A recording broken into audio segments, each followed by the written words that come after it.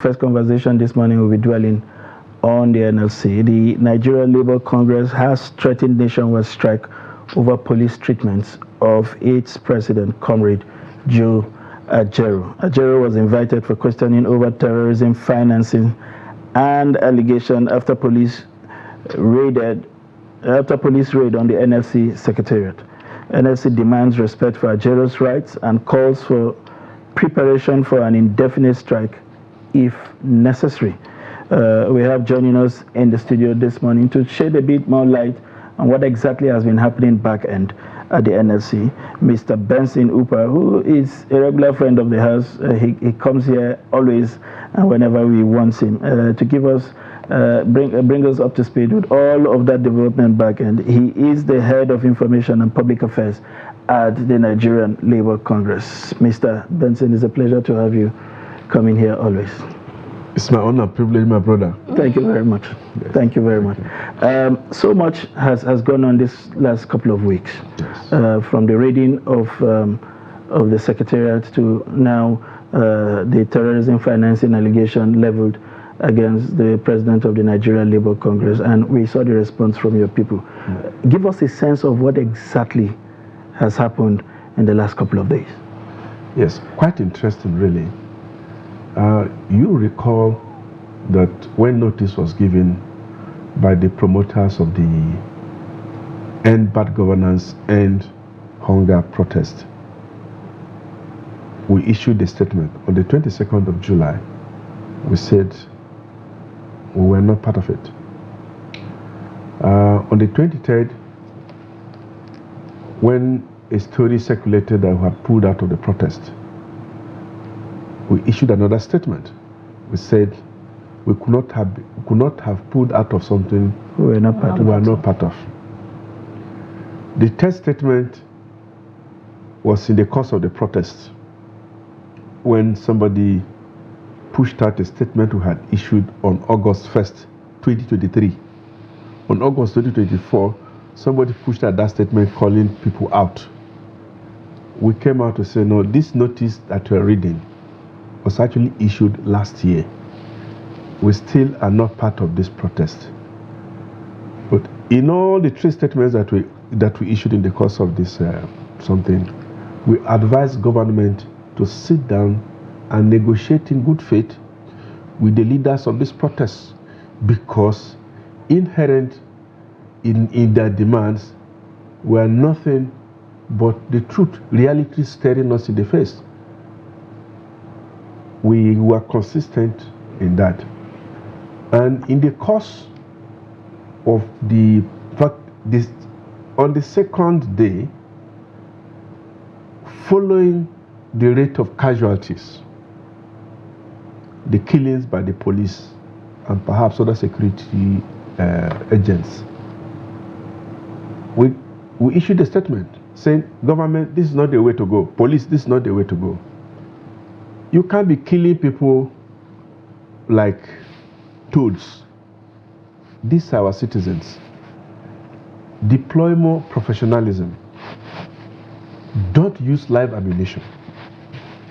We express our outrage at the killings and so on and so forth. It was a day after that the raid occurred. Mm. Yes, so the raid occurred. And the police said in their statement signed by ACP Adejobi that we were not their target. That was a day or two after the raid. That their target was someone on the second floor with a bookshop. But we've been asking the police, if we were not your target, what did you come to do on the 10th floor? And what did you do on the 10th floor? Because certainly you didn't need to get to the 10th floor before you go to the second floor. That's right. Yeah. So, and what did you do on the second floor? And if you felt that we were not the target, why didn't you take our leadership into confidence? Say, look, we're going to do ABC, the following credible intelligence. So without cutting your thoughts, yes. At what point did they realize you were not the target? Was it after they had stumbled into the place? Or after they raided the place? In fact, it was actually 3 days, 2 or 3 days after the raid that they said we were not their target. In fact, their explanation came after our protest demanding for an apology, an unconditional apology. That was when that statement was issued, that we were not their target. And then in a media chat, I think Adejobi went on to say that they were actually after a terrorist with a long history of destabilizing nations, including the Sudan, an international crook, and all of these horrible adjectives, but unsubstantiated claims. So we now say, look, if you claim that we are not your target, what did you come to do on the 10th floor? And what did you do on that 10th floor? Police could not offer us an explanation. And we said, okay, if we are not your target, why didn't you take the leadership of the Congress into confidence? And if you felt taking the leadership into confidence was going to jeopardize your operation, why didn't you share that confidence with him at the H hour? By the time H hour means at the strike hour, by then nothing could be moved, nobody will be able to move. Right. But then you would have sealed up the place. Only your leader will just walk up to the president and say, look, we're here, this is why we're here, but we are not a target. The police didn't do that. And we also said, you were after a terrorist. NLC headquarters is not a residential building. You came from 8:30 up. Were you expecting that terrorist to be around? What did you come for? Between what you carted away and this so-called terrorist, an international crook, which had more value? The police could not operate the same. And we said, look, a bookshop is a public place. Couldn't you, if you felt your intelligence was sufficiently credible, couldn't you have just said, okay, you stroll in, racket the place, and spring your operation? You will get that terrorist or international crook, you still have the books in the bookshelf, in the bookshop, and so on and so forth. So it's all of that. But you can see our system. What has happened is consistent with what happened in Kano, where they picked up some students from Poland who were intrigued by what was going on, were taking pictures and so on and so forth. So our security system is anxious to project the narrative that this is an international conspiracy against this country. All right. Okay, but then this is a Nigerian protest. That's right. Patently Nigerian protest. All right, I'm glad you've given us a background to all of this. So at the moment, what is playing out? What's going on at the moment? At the moment, instead of the police apologizing for their blunder, or whoever is pushing the police, because it's actually beyond the police, the guy is pulling the strings behind the police. That's the truth. What's your sense of the guys that are pulling the strings? You would like to share with us? The guys want to justify their budget. Let me put it bluntly like that. When you pass on if you push out a budget and that budget is approved for you, you need to justify it.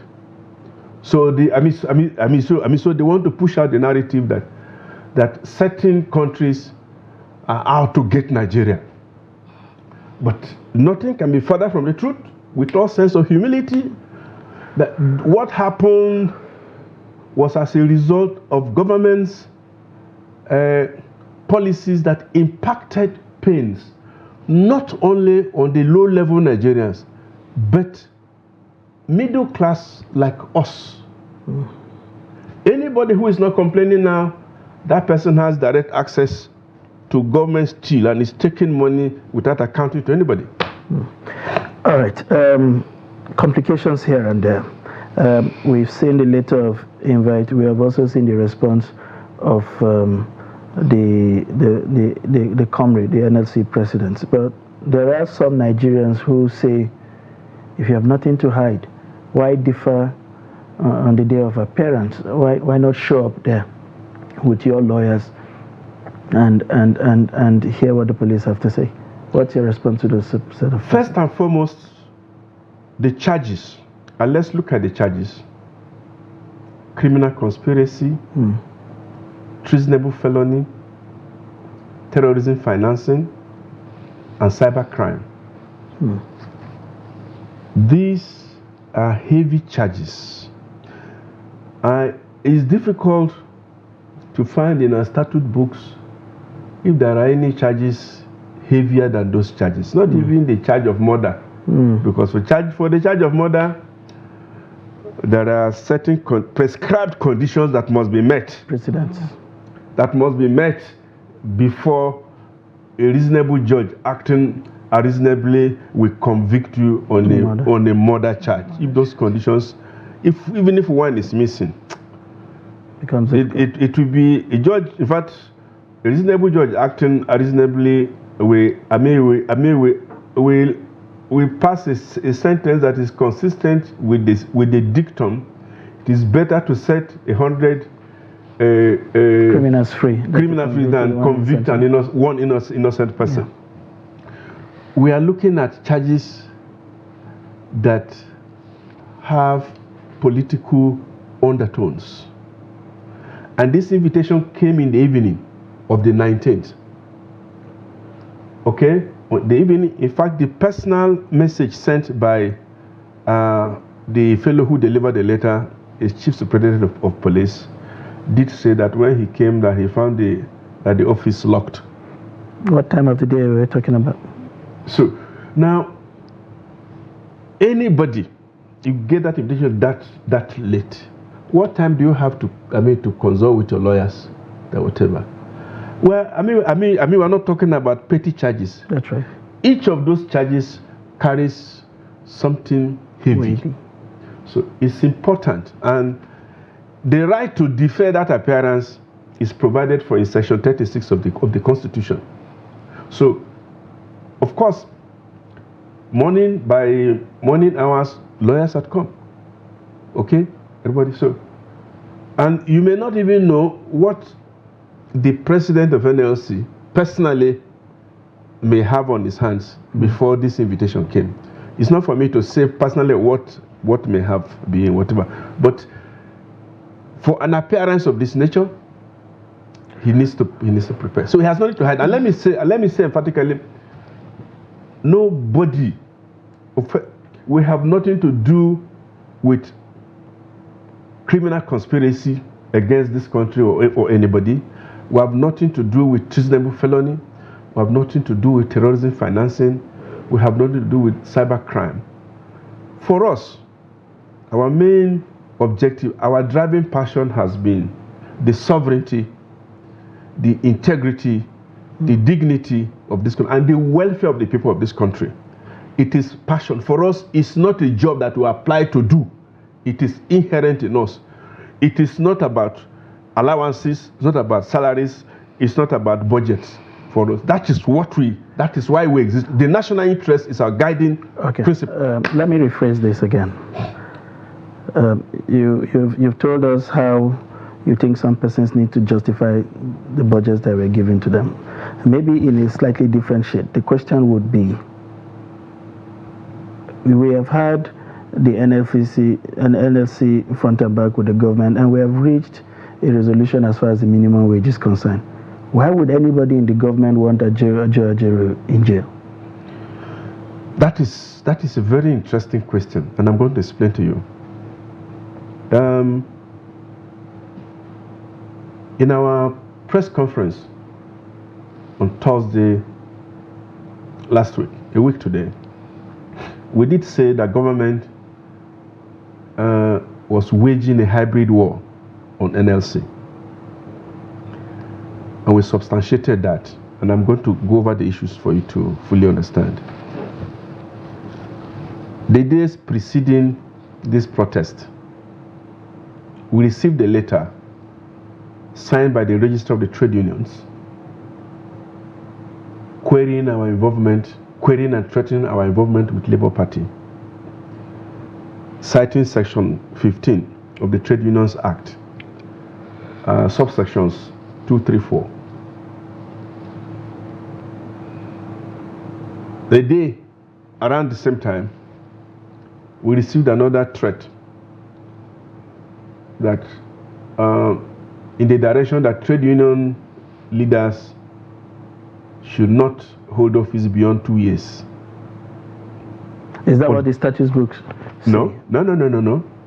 In fact, it tantamounts to interference with the internal runnings of the unions, because it's clearly stated that the unions should be allowed to run independently. Government has no business in them. And we respond and say, these issues are clearly stated, but if 2 years must be the tenure for union leaders, 2 years must also be this tenure for everybody, including the president of this country. Yeah, so because so now I'm trying to let you know. I'm trying to let you know where the issues are coming from. So these are the ones I can share with you. That's right. So it's a hybrid war fought on all domains, on all fronts, with projectiles and IEDs, in quotes. So why would anybody want Joe Ajaero in jail specifically? Only those who perceive him, who see him as a threat, would want that done. But don't forget, it's getting to a year when he was abducted, beaten, harassed, humiliated, all for leading us to Imo to ask for payment of workers' salaries and allowances. The same forces that did that to him, federal forces in alliance with certain interests in Imo State, did that. Okay? The same Can we suggest that? And they claim that I'm sorry, my brother. The NSA, I have to be specific. The NSA said those who were involved, that the government had resolved that they were going to be arrested and prosecuted. We've not heard anything since that time. They knew those who did. So that tells you that even from last year, perhaps the face of Ajaero is not acceptable to certain forces or powers in government. But what is actually happening, I don't want us to try to individualize this. I would want a situation, I want us to see this more critically. That government does not want any organization with a dissenting voice or opinion. You know, it is critical. All that government is trying to do is to shut down or minimize the democratic space. All right, I'm sorry to interrupt you there. Now, you've made a couple of statements that I would love to point to. Initially, when you started, you said some documents were carted away. Yes. And then he asked the question, he said, why Ajaero in particular? Seeing that we saw the whole minimum wage brawl, and it was a very fine table with pictures and smiling and signing papers and all. So why him in particular? Why not the entire NLC not being questioned or probed? If documents were carted away, what were in those documents that, you know, if it's something you could share with us, that requires just Ajaero being taken away and wanted in jail, not the entire body being probed into? Well, only the police, or those who send the police, will be able to answer your question. But for the documents that were taken away, as we told you, your publications, books, and other valuables the regular things you find in a bookshop. The bookshop open to the public from morning till evening every day.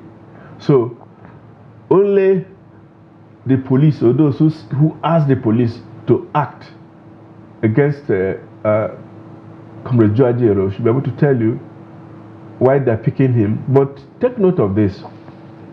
When you want to kill a snake, you start from the head. You smash the head. Once you are done with the head, the body will only wiggle, or writhe in pain. So, that they're picking on Joe Ajaero should not be a surprise if their target, and we do believe their target is NLC. So, that is the thing. I'm trying to remember who it was. I was reading his writing about the Nazi war and how they came for the Protestants and the others. God bless you. See, when they came for the Jews, I said I was not a Jew. When they came for the teachers, I said I was not a teacher. When they came for, I forgot what the third one now. By the time they came for me, there was no one to protest or weep for me.